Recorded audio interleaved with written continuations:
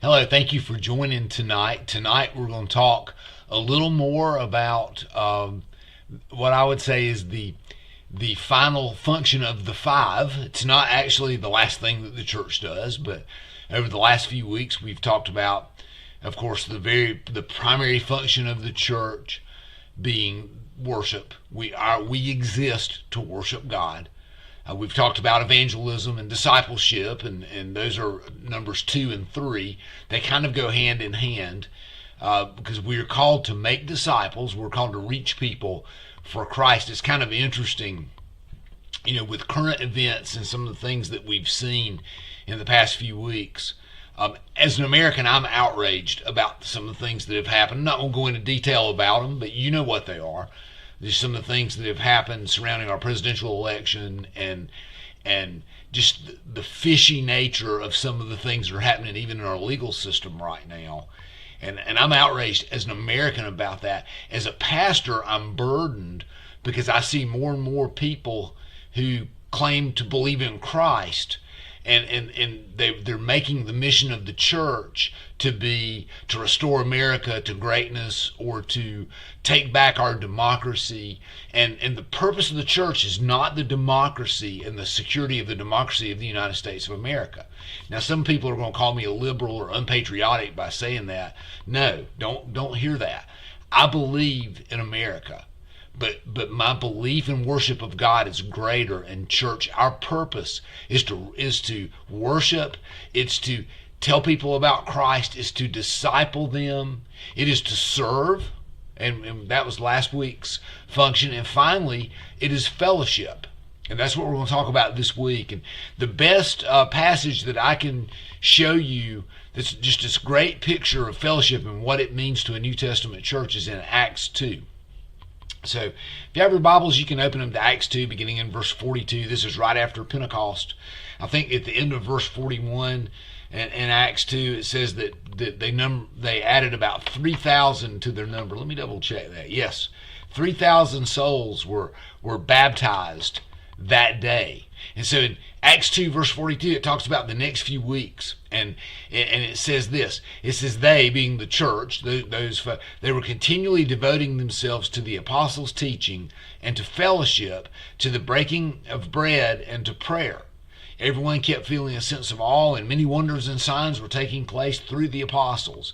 And all those who had believed were together and had all things in common. And they began selling their property and possessions and were sharing them with all, as anyone might have need. Day by day, continuing with one mind in the temple, and breaking bread from house to house, they were taking their meals together with gladness and sincerity of heart, praising God and having favor with all the people. And the Lord was adding to their number day by day those who were being saved. Now, in a Southern Baptist church, and Ebenezer is a Southern Baptist church and has been, and we will be until they decide to kick us out, whatever that might be.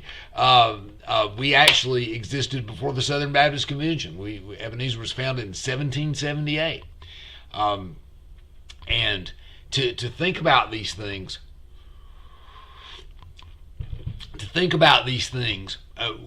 we need to redefine our understanding of the word fellowship, because in Southern Baptist churches, fellowship either involves banana pudding or fried chicken. I mean, you got to admit that. That's why Southern Baptist pastors can tend to be on the portly side, and I can say that. So we define fellowship because we Southerners love food. And we define fellowship as being something. There's something about eating a meal with somebody. There's a vulnerability, is what I really believe it is, that we have when we're eating food with other people, and it kind of allows us to let our hair down and to relax a little. And so there's something good about the way we do fellowship in Southern Baptist Church. We were talking about this a few weeks ago here at the office. When we have a death at Ebenezer, we move into action, and one of the first things we try to do is certainly we assist in planning a funeral and then doing what we can do to make that funeral happen, and then there's a meal, and we always offer a meal for a family, and it's not for if 500 people come to the funeral, we can't feed 500 people, but if there are going to be 30 or 40 family members there, we'll provide a meal and find a space big enough here on campus, if that's what they choose, to have that meal. A lot of people do it on campus. Some people say bring it to the house. Well, that's what we'll do. Food in recent events, even here at Ebenezer, have reminded us that we want to do something when a family is struggling, and food is something that we can do that will make a difference. Now, you also hear when families face tragedy or face a death, there are times when families say, please don't bring any more casseroles. Please don't bring any more food. I've got too much. It's going to rot in my fridge. But we like to know that we've made we like to do something. And sometimes all we can do is pray, listen, and bring a little food. And that's kind of where we are.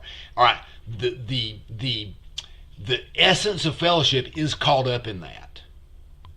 The fellowship is not just having a meal. It's not just food, okay?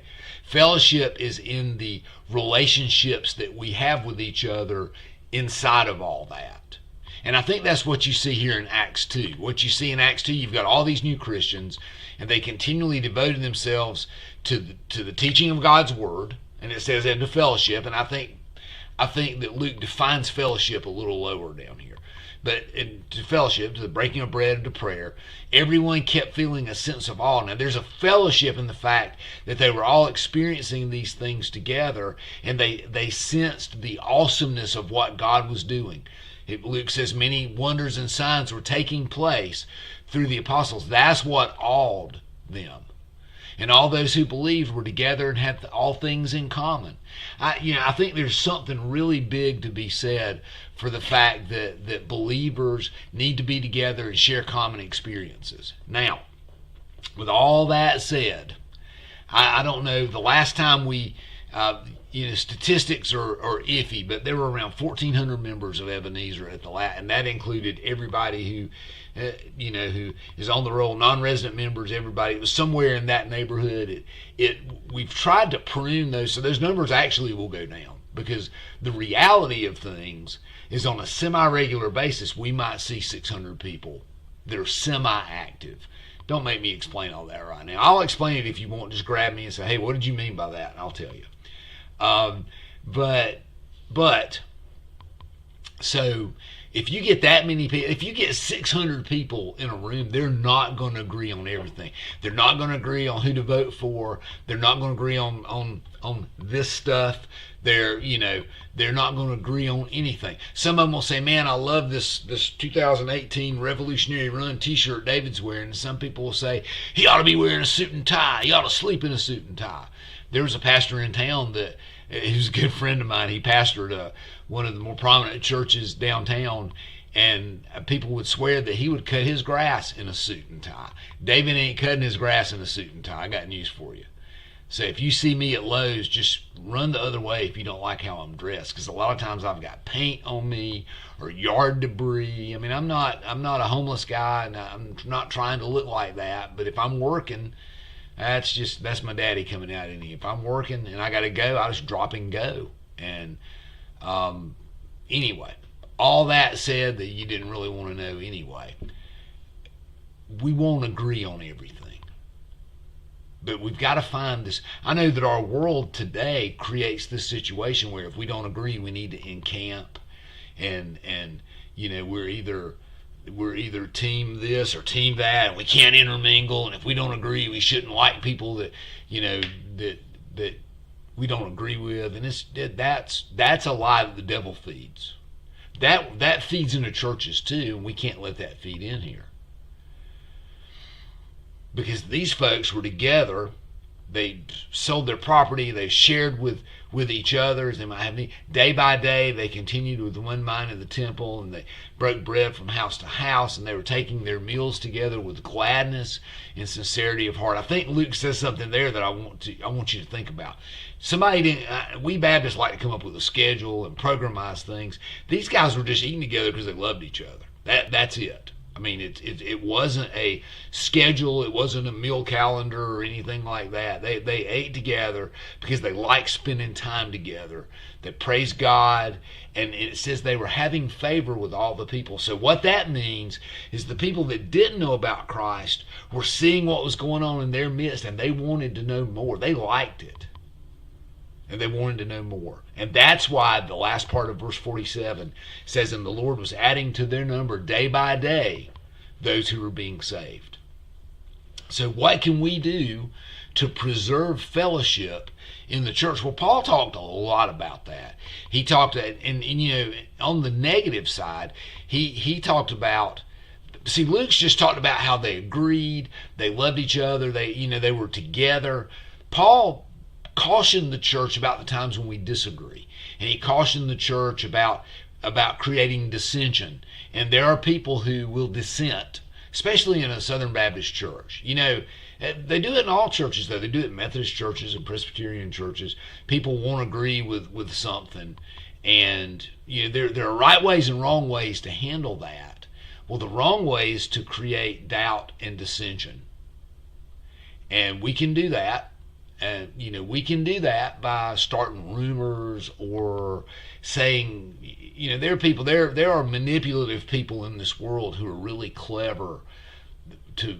You could say something passive aggressive, and if you start causing someone to doubt a leader, be it a Bible study leader or Sunday school teacher, whatever, you know, pastor, or whatever it might be, that's where that dissension starts. Is if you just cause them to doubt. And a lot of times it's rumor. It's, well, I heard, you know. I mean, honestly, guys, several years ago,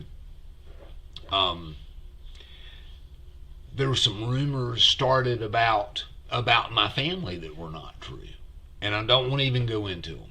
But it's ridiculous how people don't know the answers to things, but they'll speculate. And that's another thing. We have this tendency to, if we don't know the answers, we will invent them. That is what's driving us crazy right now in our political world. Those things I referred to at the very beginning. We don't know the answers, but we don't even know all the facts, but we'll make up the ending. Because if it looks like brown stuff and it smells like brown stuff, it's probably brown stuff. And we are, we sell the truth short when we speculate about things that we really don't even have knowledge of, but we'll pretend like we do. Guys, we got to stop that. We have got to find a way, and I would say at Ebenezer, fellowship, we've got fellowship down pretty well. I mean, we do a pretty good job with it. What we don't do a good job with it is welcoming new people into the fellowship. And then you could take it a step further and say, and welcoming people who are not exactly like us into the fellowship. And then you could take it a step further, because Jesus said it's easy to love those who love you. You need to love your enemies, pray for those that persecute you. And so then we start thinking about, well, who is my enemy? And we draw those lines in political ways, or like this, and we stop loving, and it's ridiculous. It is ridiculous what we do and the things that we say and the ideas that we make up. I'm calling you to love. There are people who will call me a liberal and say I probably voted for the other guy. They don't know who I voted for. If they knew me, they would know exactly what my political. I'm very conservative. But biblically, I'm trying to be careful with the truth. And the truth is, the Bible is not, Jesus is not a Republican and he's not a Democrat. Jesus is Jesus. We forget that. God is God, and we try to make him one or the other. And if we've made him one way and somebody says he's another way, they'll get really mad about it. You can't say, and that's what kind of creates the crazy. I was told a couple of years ago I need to stop talking about love so much. Hey, Jesus talked about love. And what I've been doing is just quoting him. Seriously? Stop talking about love? Yeah, it's crazy. We want mercy when it comes to us. I heard this said, We always want, when it comes to the rule of law, we want mercy when it comes to us, but we want vengeance when it comes to something. If we offend someone, we might say, oh, please forgive me, but if they offend us or if they do something to hurt us, we want vengeance. We want the pound of flesh. We want mercy and grace when we're the ones in the wrong. We want the pound of flesh when they are. And that's not the way of Christ. And you can bank that. Go read the Sermon on the Mount if you don't believe me, okay? And then take it up with him. And I told someone one time when they told me, you preach too much about love, I said, you need to take that up with Jesus Christ. Start reading and take it up with him, because he's the one that kept saying it. Not about me, it's not about you, it's about fellowship, and it's about us finding that way to be the family that God called us to be. Because if we will find that way, just like at the end of Acts 2, people will see that Christ is real in us, and they're going to want to know more, and then the opportunities that you have to tell them about Christ are going to be so much easier because they see that it's real. But if they see you, pardon my French, if they see you coming to church on Sunday all dressed up in your Sunday best with your huge Bible and then living like the devil the rest of the week, they're not going to believe a word you say about Christ. Think about it.